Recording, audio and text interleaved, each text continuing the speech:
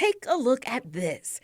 A microscopic image of tiny particles of pollen. You breathe it in every day. For some, it causes an allergic reaction, and for others, it could lead to asthma attacks and death. Every year, this happens in the spring season, and it's getting worse. Dr. Brian Seymour and his assistant, Jordan Oliver, a senior at Edward Waters University, are on a mission to find out what kind of pollen is flying in the air. I'm standing on Edward Waters University's campus, which is also inside of Health Zone 1.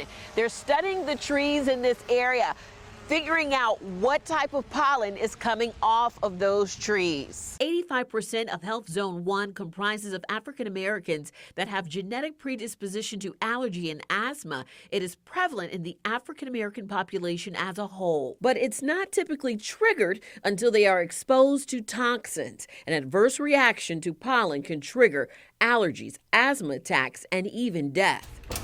Once a week, Dr. Seymour and Oliver climb a ladder to the roof of a dorm on EWU's campus to collect new data on pollen. And it works like a clock. They remove the rotator drum with a new one and take the old one back to the lab for analysis. The drum has 1 week of pollen collected. Then the pollen is examined under this microscope. The pollen is highlighted with a pink dye. Dr. Seymour can see the difference in each pollen type. The black dots are toxic particles in the air.